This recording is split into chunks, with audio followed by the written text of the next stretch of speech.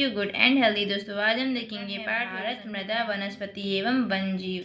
दोस्तों इससे पहले मैंने साइंस और मैथ के 10 क्वेश्चन प्लान और साथ में बिग लेसन प्लान डिस्कस किया और इसके साथ में बीएड फाइनल ईयर के 2019 और 2020 के भी क्वेश्चन पेपर डिस्कस किए हैं, जिन्हें आप मेरी प्लेलिस्ट में जाकर देख सकते हैं। तो चलिए दोस्तों आज का वीडियो स्टार्ट करते हैं। सबसे पहले हम डालते हैं पाठ की योजना संख्या 19, फिर डेट, फिर प्रशिक्षण केंद्र का नाम, विषय सामाजिक विज्ञान, फिर उप विषय भूगोल, फिर प्रकरण में भारत मृदा वनस्पति एवं वन्यजीव, अवधि में 35 मिनट और क्लास होगी 6। फिर आता है सामान्य उद्देश्य में पहला पॉइंट विद्यार्थियों की तर्क शक्ति, कल्पना शक्ति एवं चिंतन शक्ति का विकास करना। दूसरा विद्यार्थियों में भूगोल के अध्ययन के प्रति रुचि उत्पन्न करना। तीसरा भूगोल शिक्षण द्वारा विद्यार्थियों की वसति एवं कुटुंब का कल्याणकारी पाठ सिखाना। चौथा विद्यार्थियों को मानव जीवन एवं भौगोलिक परिस्थितियों की क्रिया प्रतिक्रिया तथा पारस्परिक संबंधों का ज्ञान कराना। पांचवा विद्यार्थियों को भौगोलिक अध्ययन की सहायता से आर्थिक क्रियाकलापों की जानकारी देना। फिर आता है विशिष्ट उद्देश्य के पक्ष में पहला ज्ञान, जिसमें आप अपेक्षित या वास्तविक परिवर्तन में आप लिखेंगे कि विद्यार्थी भारत मृदा वनस्पति एवं वन्यजीव का प्रत्यास्मरण करेंगे। फिर दूसरा अवबोध, जिसमें विद्यार्थी पाठ की व्याख्या कर सकेंगे।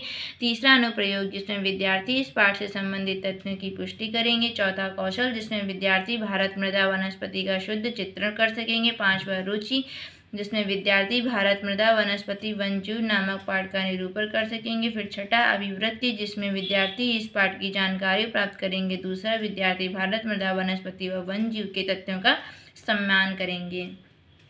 फिर आता है सहायक शिक्षण सामग्री, जिसमें आप लिखेंगे समस्त कक्षा उपयोगी सहायक सामग्री। फिर इसके आगे आप लिखेंगे कि विद्यार्थी भारत मृदा वनस्पति एवं वन्यजीव से संबंधित सामान्य जानकारी रखते हैं।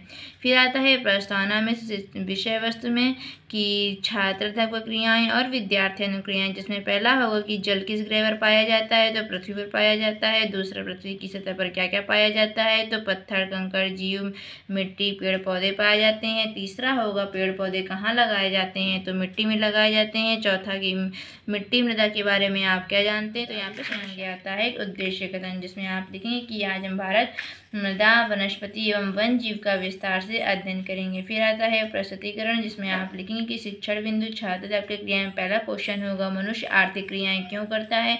विद्यार्थी अनुक्रिया में होगा आजीविका कमाने के लिए। शिक्षण बिंदु में होगा प्रश्नोत्तर प्रविधि। श्याम पटकार होगा भारत कृषि देश प्रधान देश है। फिर दूसरा होगा ग्रामीण क्षेत्रों की आजीविका का कमाने का मुख्य आधार क्या है, तो कृषि कार्य है। विधि यहाँ पे प्रश्नोत्तर प्रविधि होगा। तीसरा भारत के कृषि प्रधान होने के कारण किसका अधिक महत्व है, तो मिट्टी और मृदा का। विधि यहाँ पे प्रश्नोत्तर प्रविधि।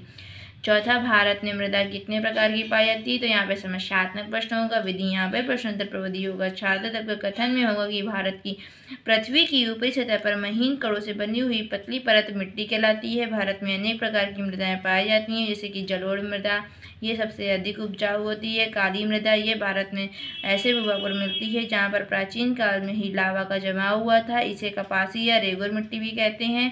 लेटेराइट मिट्टी, जिसमें यह मिट्टी गर्म और अधिक वर्षा वाले स्थानों पर पाई जाती है। इस तरह से आप भारत का नक्शा बना के कहाँ कहाँ पे कौन सी मिट्टी पाई जाती है, उस तरह से आप इसको कर सकते हैं। फिर आता है शिक्षण बिंदु छात्र क्रिया में पहला क्वेश्चन होगा कौन सी मिट्टी सबसे अधिक उपजाऊ होती है, तो विद्यार्थी अनुक्रिया में होगा जलोढ़ मिट्टी। शिक्षण विधि में होगा प्रश्नोत्तर प्रविधि और श्याम पटकार में होगा रेगुर मिट्टी को काली मिट्टी भी कहते हैं। दूसरा होगा किस मिट्टी को रेगुर मिट्टी भी कहते हैं, तो काली मिट्टी को कहते हैं। विधि यहाँ में प्रश्नोत्तर प्रविधि होगा। तीसरा लेटेराइट मिट्टी कैसे स्थान पर पाई जाती है, तो गर्म और अधिक वर्षा वाले स्थानों पर पाई जाती है। विधि यहाँ पे प्रश्नोत्तर प्रविधि होगा। चौथा होगा वनस्पति के बारे में बताए, तो यहाँ पे समस्यात्मक प्रश्न होगा। फिर आता है दूसरा छात्र कथन में कि जो वनस्पति मानव की सहायता के बिना होती है और बढ़ती है वह वनस्पति प्राकृतिक वनस्पति कहलाती है। और अपने देश भारत में जलवायु, मिट्टी, तापमान और वर्षा की विविधता के कारण अलग अलग क्षेत्रों में अलग अलग तरह की वनस्पतियाँ पाई जाती हैं। वनस्पतियों को मुख्य रूप से 5 प्रकारों में विभाजित किया जाता है।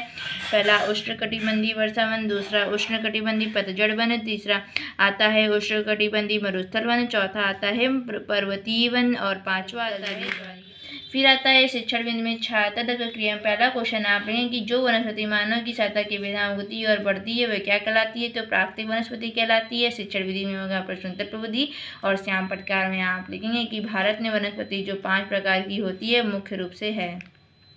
दूसरा क्वेश्चन आप लिखेंगे भारत में पाई जाने वाली वनस्पतियां मुख्य रूप से कितने प्रकार की होती हैं, तो मुख्य रूप से 5 प्रकार की होती हैं। विधि यहाँ पे प्रश्नोत्तर विधि होगा। तीसरा क्वेश्चन होगा कि हमारा राष्ट्रीय पक्षी क्या है, तो यहाँ पे समस्यात्मक प्रश्न होगा। अब यहाँ पे आप छात्र आपका कथन हेडिंग डाल के फिर आप इसको एक्सप्लेन करेंगे कि हमारे देश का राष्ट्रीय पक्षी मोर है, हमारा राष्ट्रीय पक्षी बाघ है, पशु बाघ है, और भारत को मसालों का घर कहा जाता है। विश्व के फलों के उत्पादन में भारत का 10वां हिस्सा है। एशिया से केवल गुजरात के गिर जंगलों में ही पाए जाते हैं। फिर आता है बोध प्रश्न में कि देश का राष्ट्रीय पशु क्या है, तो बाघ है। दूसरा राष्ट्रीय पक्षी क्या है, मोर है। तीसरा एशियाई शेर कहाँ पाए जाते हैं, तो गुजरात के गिर जंगलों में पाए जाते हैं। फिर आता है श्याम पटकार में आप डेट, विषय, उपविषय, प्रकरण और क्लास अवधि डालने के बाद में आप 3 से 4 पॉइंट लिख सकते हैं। फिर आता है निरीक्षण कार्य में कि छात्र तक विद्यार्थियों को श्याम पर सारांश लिखने का निर्देश देकर स्वयं पूरी कक्षा में घूम घूम कर निरीक्षण करेंगे। फिर आता है मूल्यांकन कार्य में पहला कि भारत में पाई जाने वाली मिट्टियों के नाम लिखिए।